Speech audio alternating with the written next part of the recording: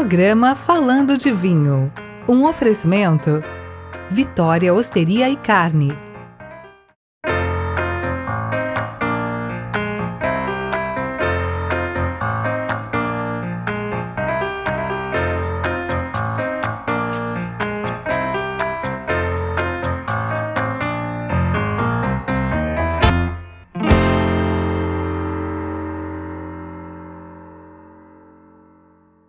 Meus amigos, a partir de hoje eu assumo uma responsabilidade grande. É muita novidade ao mesmo tempo, mas eu a partir de hoje vou ao lado do Vitor de Freitas, mestre em vinhos, professor, W73, uma referência em termos de conhecimento de vinho, e a partir de hoje nós começamos esse bate-papo com você que está do outro lado, falando de vinho. Então, tomara que se aproveite, e eu preciso fazer a apresentação. Eu sou jornalista esportivo, conheci o Vitor no curso de sommelier que eu estou fazendo, ele é professor, não é? Eu estou tentando, além da paixão que eu tenho por vinho, estou tentando aí me especializar cada vez mais. E quando a gente se conheceu, eu comunicador, ele mestre em vinhos, eu tinha um sonho, ele também, a gente trocou ideia e a partir de hoje a gente começa esse desafio, e é um desafio, viu, Vitor? E um prazer muito grande trocar ideias sobre vinho com você, aprender de vinho com você. Eu tenho certeza que quem está em casa vai absorver muito do seu conhecimento, da sua experiência. Seja bem-vindo. Muito obrigado, e é um prazer, antes de tudo, né, a gente começar esse projeto novo, porque eu sempre gostei, sempre pensei em fazer. Mas como eu não sou da área de comunicação, quando que isso vai acontecer? E eu fiquei muito feliz quando, após a aula, né, a gente conversou e você veio com essa ideia. Eu falei, cara, para ontem, né? Se você tiver como, eu vou junto, porque eu gosto de passar, né, informações para as pessoas. Eu comecei, né, fazendo tudo errado, aí eu tenho isso comigo. Eu falei assim, eu queria muito ajudar. E com todo mundo que eu converso, rapaz, o pessoal quer isso, sabe? Assim, como não errar na hora que eu for comprar um vinho? E aí começou tudo. E esse bate-papo vai ter muito conteúdo, e você que está em casa vai poder participar. Depois, ao longo dos programas, você vai ficar sabendo como você vai tirar as suas dúvidas. Certo. Mas eu queria começar pela apresentação, pela sua formação, pela sua experiência. Conta um pouco do seu currículo, Vitor. Bom, eu estou nesse mundo do vinho desde 2004. E eu sou formado em agronomia. Nunca exerci, sou comerciante, também o nosso ramo é diferente, mas em 2004... eu estava no Rio de Janeiro, na casa dos meus pais, e resolvi comprar uma garrafa de vinho para almoçar com ele. E eu fiz tudo errado. Eu fui comprar um vinho, ele ia fazer bacalhau, eu fui comprar um vinho branco. Resolvi não aceitar a ajuda do profissional. Resolvi comprar um vinho português, até aí tudo bem, só que velho. E vinho branco para envelhecer é raro. Aí fiz tudo errado, não aceitei ajuda. Comprei um vinho e estava velho, mal conservado. Quando eu abri, estava totalmente estragado, e fiz mais uma coisa errada, não fui trocar. Eu acho que nem muita gente sabe que se você comprar um vinho e tiver com defeito, você pode trocar o vinho. Aí eu falei, não, a partir daí eu vou fazer os cursos todos que eu puder. Então, em cima disso, dessa sua paixão, mais oportunidade, mais sede de conhecimento, mas você tem uma graduação muito elevada no mundo dos vinhos. Isso deve ter dado muito trabalho e muito estudo. Depois eu vou perguntar como é que a gente se especializa realmente em vinho. Tomando muito vinho ou estudando muito, Vitor? Eu acho que são as duas coisas, Carlos Henrique, porque desde 2004, quando eu resolvi falar assim, não, agora eu vou estudar, eu fui fazer um curso básico na antiga ABS, hoje é SB Som, e fui fazer um curso básico, que de básico não tinha nada, que foi o pontapé inicial. Só que depois aquilo, você gosta da coisa, você quer aprender mais, e o vinho é infinito, né? E aí eu falei, não, eu vou cada vez fazendo mais cursos, e fiz todos os cursos possíveis. Eu fiz o básico de 2004 para cá, eu fui fazendo o avançado, novo mundo, velho mundo, fui convidado, né, para fazer parte de diretoria, fui diretor de curso muitos anos, peguei muita experiência em degustação, que a gente chama de litragem. Quando você degusta muitos vinhos e você prova muito, no meio a gente fala de litragem. Então, acumulei litragem, virei meio nerd. Então, todo o conteúdo que chega a gente lê, viaja, fala com pessoas, vai em feira, faz degustação e todos os cursos possíveis, culminando com o W73, tá? Que é uma entidade inglesa, muito respeitada no mundo, e eu cheguei agora, fiz o nível 3, que é o W73, que foi o último curso que eu fui graduado, né? Foi faz uma questão de 1 ano atrás. E você pretende continuar? Sempre. Porque eu, como médico, né, vamos traçar um paralelo, né? Eu conheço vários médicos, o pessoal gosta de vinho, são meus amigos, confraria, eles não param de estudar. Porque o mundo vinho é isso, não é que você vai conhecer tudo, não dá, é impossível. Você falar que você conhece tudo é impossível. Mas você tem que estar sempre se atualizando, porque a cada dia surge uma novidade, né? Eu não sei se as pessoas, por exemplo, vamos pegar o último vinho branco de novidade que surgiu, foi o vinho laranja. O que é um vinho laranja? Então você vai atrás, vai degustar, vai provar. Então está sempre surgindo. Agora está surgindo vinhos de ânfora. Então, a cada momento você tem que estar sempre estudando, se atualizando para passar. Agora, então, com essa possibilidade de um programa, né, para a gente poder passar para os nossos telespectadores, ouvintes, o podcast, assim por diante, essas novidades. Ô, Vitor, você deve ter uma paixão, né? Um país de preferência, você pode falar? Posso, com certeza. Eu acho que todo mundo, como médico, você tem que se especializar em alguma coisa. E eu me especializei em Portugal, pela facilidade da língua e porque é um país, cara, que fazem vinhos assim sensacionais. Raramente você chega em qualquer restaurante que tem um vinho da casa em Portugal e você vai tomar um vinho ruim. Os caras sabem fazer vinho. Eu viajei para lá algumas vezes e pela facilidade da língua fiz muitos amigos e aí ficou mais fácil. Eu me especializei em Portugal. É muito legal. Eu tenho uma paixão pelos vinhos italianos. Confesso que eu estou me curvando aos vinhos nacionais. Também. Entendo que no Brasil a gente está começando, mesmo porque se a gente for falar de história aqui, e não é o caso nesse programa, mas o Brasil começou bem depois, né, no mundo da enologia. Poxa, então é natural que a gente esteja aí, entre aspas, né, Vitor, engatinhando. Então, por que eu acabei me especializando nisso? Porque eu fiz agronomia, eu sou formado engenheiro agrônomo. Nunca trabalhei, fui direto para banco, outros trabalhos, mas quando eu vi a possibilidade de juntar a paixão com um pouco de técnica, porque né, a gente tem noção, aí a gente foi conhecendo. Você falou agora de vinhos nacionais, nós estamos aqui numa região, hoje nós estamos gravando em Jundiaí, nós estamos numa região onde sempre se plantou uva, né? E agora, com o passar dos anos, veio uma nova técnica que se tornou possível, aqui em São Paulo, produzirmos vinhos de vitivinífera com qualidade, vinhos finos, com uma nova técnica chamada dupla poda. Em Jundiaí, inclusive, tem essa técnica utilizada por várias vinícolas, né, Vitor? Vários. Eu agora estive recentemente viajando, eu fui para Pinhal, para Andradas, sou amigo particular de um produtor de Indaiatuba, de um outro senhor também autodidata que conhece muito de vinificação, que é o seu Pisolante. Ele é um craque na vinificação, está aqui também aqui do lado de Louveira, e nós temos vários hoje produtores de vinho e vinícolas aqui, de vinhos finos, fora toda aquela tradição de vinhos, vamos falar assim, vinho suave, vinho de mesa, né? Que eu acho até legal a gente passar para os telespectadores aí, para o pessoal que está nos ouvindo, a diferença, né, entre o que é um vinho suave, que o pessoal conhece muito, e o que é um vinho seco, vinho fino. Por que os melhores vinhos, eles estão, pelo menos, são os que mais são vendidos, né? Em Portugal, na Espanha, na França, na Itália. Por quê? Porque são países que estão próximos do paralelo que a gente chama de excelente, né?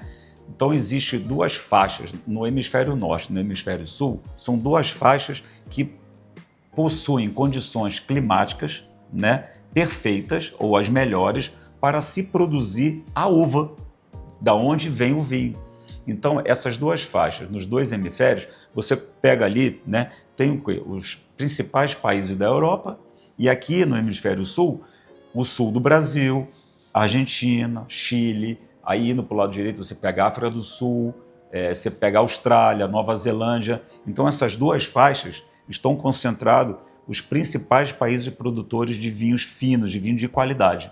Por isso são mais famosos, por isso são melhores, entre aspas. Entre aspas. Porque essa coisa de melhor é muito discutível. Exatamente. Não é? Porque eles estão situados numa região que é propícia para o plantio de uva. Exato. Né? Obviamente que precisa de tecnologia, uma série de coisas que mais à frente a gente vai acabar falando. Com certeza. Mas você indicaria, por exemplo, já que a gente está falando de Portugal e de uma paixão que você tem, e você se especializou em vinhos portugueses, tem uma região específica em Portugal que realmente você gosta mais? Do vinho produzido naquela região? Dando uma palhinha para o pessoal, que a gente vai mais para frente, a gente pode pegar um tema só Portugal, né? Portugal é um país que está centrado nesse eixo. Vamos pegar assim. Do paralelo. Do paralelo, dos dois paralelos. Portugal, além de estar centrado ali, ele tem também, ele é comprido, mais ou menos como o Chile, né? Vamos pegar assim. Então você tem uma diferença muito grande do norte de Portugal para o sul, em termos de clima, em termos de calor, de temperatura e tal. E Portugal tem uma vantagem fantástica, que ele faz vinho no país inteiro, tem condição de ter vinho bom no país inteiro, certo? Agora, tem uma região que eu gosto muito, que é a região do Dão, né? As mais famosas, eu sei hoje, que é Douro, Alentejo, que vem os grandes rótulos do Brasil, vem em grande quantidade, mas eu, né, conhecendo os vinhos como eu conheço, e de Portugal, eu gosto muito do Dão. E o clima, como é que é no Dão? O Dão, o clima é assim, ele é propício porque ele está cercado de montanhas ao redor, porque o Dão é uma DOC, né? Todas as regiões de Portugal são separadas por DOCs, são 13 DOCs, denominação de origem controlada. E o Dão, você está montanhas cercando, ali está a montanha mais alta de Portugal, que é a Serra da Estrela, onde você tem inclusive as temperaturas mais baixas de Portugal. E como ele está cercado de montanhas, ele está protegido tanto das chuvas que vêm do mar, do Atlântico, quanto do calor muito, muito forte do Mediterrâneo, de onde vem ali da região da Espanha. Então, você tem muito calor de um lado e chuva do outro, né? Então, como o Dão está protegido, ele tem as condições propícias para produzir um vinho de qualidade, entendeu? Você citaria qual outro país, além de Portugal, que você se especializou, qual outro país que realmente você entende que é uma paixão, mas também fabrica e produz grandes vinhos? Olha, eu tenho um país que eu, infelizmente, por ser muito longe, eu não visitei, mas gosto muito dos vinhos, que é a Austrália. A Austrália é sensacional. A Austrália é um país de novo mundo, como a gente chama, né? Não é velho mundo, é um país de novo mundo. E ele faz vinhos também, assim, de todos os tipos de vinho, vamos dizer, branco, tinto, espumante, rosé, inclusive faz um estilo Porto e faz muito bem, né? A Austrália faz vinho muito bem. Agora, para falar de conhecimento, você tem que ir, né? É muito bom você viajar e conhecer mais de perto, né? Tanto os vinhos quanto a região, para você entender como é que eles chegaram naquele tipo de vinho, que é o vinho que é Argentina e Chile, aqui na América do Sul. Muito bem, vamos para um rápido intervalo comercial e o Falando de Vinho volta já já.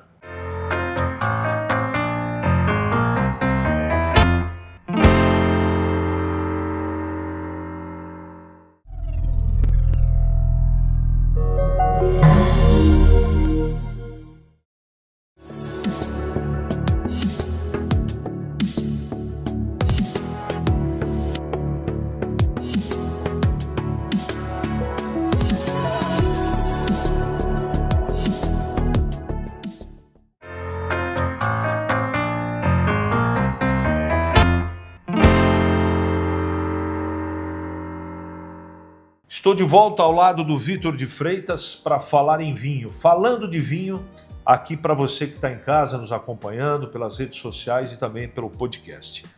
Vitor, tem muita gente que não entende porque todo mundo sabe de tributação. Para você trazer uma importação para o país, não é barato. Certo. Por que o vinho nacional é tão caro, já que a tributação é diferente? Na minha modesta opinião, é porque ainda a gente não tem escala de produção, tá? Toda aquela vinícola que já tem um tamanho maior, né? Vou pegar um exemplo aqui, a gente pode falar no ar, uma Casa Balduga, que é um dos maiores produtores nacionais. Verdade. Certo?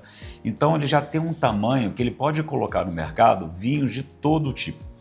Então você vai encontrar um vinho de entrada, um vinho barato, até vinhos bastante caros e sofisticados. certo? Por quê? Porque ele já tem uma escala de produção, ele já tem como diluir custos, entendeu? Porque hoje, para você produzir vinho, é caro. E nós temos tecnologia suficiente para, em termos de qualidade, se equiparar com os principais países, Vitor? Sim. Hoje no Brasil, por isso que eu estou assim, apaixonado por essa técnica nova, trazida por um pesquisador brasileiro chamado Dr. Murilo Regina, que trouxe essa técnica que está possibilitando a região sudeste produzir vinho. Tá? Então você imagina você começar tudo muito novo e você ter uma safra por ano. Porque o vinho, o que leva à dificuldade? Você testou hoje, você colheu a uva, você acha que aquele é o ponto correto, você produziu o vinho, aí você coloca ou não em barrica. Se você deixar 12 meses em barrica, você só vai comercializar o vinho praticamente depois de um ano e meio. E aí tudo isso custa muito caro. Então, não deu certo. E aí? Você só vai ter uma nova oportunidade no ano seguinte. Então é tudo muito longo, muito demorado. Você sabe que no Brasil o custo é caro. Tá? Então, assim, se você pensar que nós temos muitas vinícolas hoje, muito mais do que nós já tínhamos, mas muitas são de tamanho pequeno, ainda não ganhou corpo, ainda não tomou tamanho, então o custo para o produtor nacional, além de que nós temos bastante tributos também, ela fica um pouco mais caro em função disso. Até você desenvolver um vinho, você da colheita até o produto final, leva um tempo, dependendo do vinho, 12 meses, 18 meses, 36 meses, 24 meses. E aí, você imagine você colher, aí você vai, né, tem o segundo plantio, não é? E todo esse ato você tem que estar bancando a produção e a estrutura que você tem no vinhedo, na sua vinícola. Rapaz, eu não conhecia muito, eu conheço a parte de campo, a parte agronômica da coisa, da planta, da terra, do nutriente, do sol e tal, isso eu conheço. Mas eu não conhecia a dificuldade que tinha em produzir o vinho. E agora, acompanhando esse amigo nosso, que é um produtor de Indaiatuba, Dr. Daniel, ele, assim, como eu sou muito amigo dele, eu acompanhei tudo muito de perto. E não é fácil. Você não tem muita mão de obra especializada. Agora aqui em Jundiaí, reabriu, né, voltou a ter a escola técnica de vitivinicultura, que foi um presente de São Paulo, foi ter montado essa escola. E agora uma técnica federal também em São Roque. Então, passou a desenvolver mão de obra, que nós não tínhamos. Tá? Agora, desde você preparar o terreno, você comprar a muda, que não é barato, você preparar toda a parte de aramado, que você tem que ter o suporte para a uva subir, né? Falando assim, uma linguagem bem simples, e a uva só vai se tornar madura, assim, o pé só vai realmente te entregar uma uva de qualidade para você fazer um vinho de qualidade depois de 3, 4 anos no mínimo, entendeu? Antes disso, você não tem uma planta madura que vai te entregar um grão onde ali dentro tem todos os açúcares, todos os polifenais, tudo que você precisa ter para fazer um bom vinho. E uma dúvida que eu tenho é sobre a amplitude térmica, né? Dias quentes, noites frias. Isso Exato. Na região sudeste é menos comum. E aí, como é que porque dias quentes, noites frias é o clima ideal para você desenvolver um bom vinho. Exato. E no sudeste não é bem assim. E outra coisa, uva, ela é inimiga da chuva. Exatamente. E aí, Vitor? Por isso que essa nós estamos falando técnica... da região sudeste, né? Exatamente. Nós estamos aqui em Jundiaí, vamos falar muito da região sudeste, estive agora, né, em São Paulo e Minas, por isso que a gente está entusiasmado. Quem é do mundo do vinho, quem está acompanhando de perto, se entusiasma por quê? Quais são as condições que você está falando? A gente só tem aonde? No inverno. O nosso inverno aqui, normalmente, ele é seco, não chove, tem um calor bom, como a gente está tendo, só que a noite é fresca. E isso, falando agora, né, como agrônomo, é o que a uva precisa para quê? Para amadurecer bem. Amadurecer sem podridão, né, porque não tem chuva, é uma fruta sã, e ela vai conseguir concentrar açúcar e vai concentrar todos esses outros sabores na casca, que ali que está né, o sabor que a gente conhece do vinho, vai concentrar nas noites frias, entendeu? Então, por isso que o que essa técnica propiciou? Inverter o ciclo. Normalmente, quem produz uva, ou no Brasil, ou qualquer outro hemisfério, onde é que o fruto amadurece? No verão. E o nosso verão aqui é impossível, né? Muito calor e muita chuva. Não vai produzir uva mesmo. Mas no inverno, o que o cara fez? Vamos enganar a planta, né? Vamos inverter. Vamos inverter o negócio. E para isso, nós fazemos 2 podas no ciclo, no ano. Aí você pode imaginar, né? Que 2 podas, se uma poda já dá mão de obra e já é caro, imagina você fazer 2 podas. Ô, Vitor, outro detalhe importante, isso é uma coisa que os meus amigos que tomam vinho perguntam. E fora aqui do país, o vinho nacional já é reconhecido ou está longe de acontecer por enquanto? Vamos falar de vinho, vamos pegar como um todo, porque muita gente acaba esquecendo que espumante é vinho, certo? E hoje a nossa bandeira, o principal produto brasileiro de exportação hoje é o espumante. Altamente reconhecido, altamente valorizado. Que é feito na Serra Gaúcha, né? A maioria sim. É que espumante, você tendo uma uva com uma boa acidez, você consegue fazer, né, em diversos locais. Nós temos os espumantes hoje nacionais do Vale do São Francisco a Bento, a Caxias, ou seja, a Serra Gaúcha, descendo inclusive a campanha, Campo em Cima da Serra, porque o brasileiro normalmente conhece a Serra Gaúcha.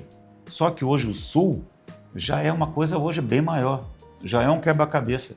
Você tem a campanha lá na fronteira com o Uruguai, você tem Campos de Cima da Serra, você já tem outros terroirs aqui no Sul. Você acha que é correto colocar que por esse clima não propício é mais difícil fazer vinho no Brasil do que na Europa, por exemplo, Vitor? É correto afirmar isso? É correto. Por causa sim. do clima? No Sul, nós temos um problema que é a chuva. E por que o Brasil hoje é craque no espumante? Nós temos excelentes espumantes. Por causa da chuva, muitas vezes o produtor tem que colher um pouco antes de atingir uma maturação total fenólica, porque a uva tem 2 curvas de maturação. Você tem a maturação alcoólica, que é o açúcar, é o Brix que tem dentro lá do bago da uva, e você tem a maturação fenólica, que são os fenóis, os polifenóis, onde tem gosto e sabor, tá? e olfato. Então o que é que acontece? Se você é obrigado a colher um pouco antes, você tem uma uva que ainda não atingiu toda a maturação do açúcar, mas você tem a ótima acidez. E o que o espumante precisa? De acidez. Entendeu? Então, o que o pessoal começou a ficar? Nós vamos fazer espumante, vamos recolher o antes, vamos fazer um espumante, mas vamos fazer um espumante top. E é o que o Brasil hoje tem. Entendeu? Um excelente espumante. Mais à frente a gente vai falar muito de espumante, de champanhe, de prosecco, de todos esses vinhos, né, que tem umas bolinhas, que tem o gás. Isso aí é um papo para um outro programa. Muito assunto. Muito assunto.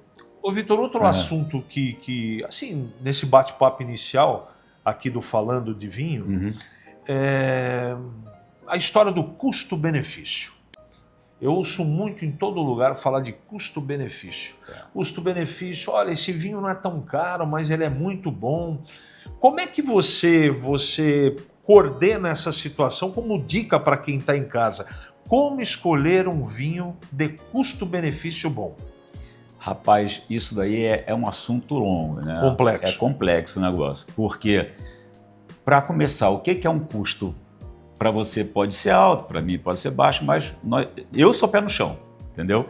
Eu valorizo o meu dinheiro e eu não saio comprando, porque é muito fácil, né? Você chegar numa loja e comprar um vinho caro, realmente você vai comprar um vinho bom, é difícil, né? O preço determina a qualidade do vinho? Infelizmente, sim. É lógico que a partir de uma faixa de preço, aí já começa a entrar a história do vinho, né? Aquela coisa da disponibilidade. Por que um Romanier Conti é uma fortuna? O marketing por trás disso. E o mundo inteiro quer comprar. E o cara produz só algumas garrafas, e aí? Entendeu? Então, realmente, ele vai se tornar caro porque não existe para todo mundo. Agora, existe aqui esse custo, tá bom. Nós vamos comprar então um preço, vamos estipular até 100, até 80, vamos pegar uma faixa de preço legal. Só que aí entra aquela coisa da litragem, aquela que nós vamos passar para o pessoal as dicas de como você, na hora que você está lá no mercado, na prateleira do supermercado ou numa loja, como é que você vai escolher um vinho que você sabe que tem um custo mais baixo do que outros e que você vai pegar um vinho legal. É isso que a coisa acontece, aí que a mágica acontece, entendeu? De você provar, né, de você degustar vinhos e começar a perceber Qual é a diferença de um vinho com qualidade e um vinho que não tem tanta qualidade? É por isso que é bacana o pessoal assistir a gente, fazer curso, nem que seja um curso básico, para aprender a degustar, porque é aí que a coisa acontece, entendeu? Vitor, eu quero te agradecer. Esse primeiro capítulo, né, está encerrado, agradecendo o carinho da sua audiência. Poxa, eu agradeço. E até a próxima, se Deus quiser, Vitor. Nossa, que seja a primeira de muitas, né? É um prazer estar aqui falando com vocês.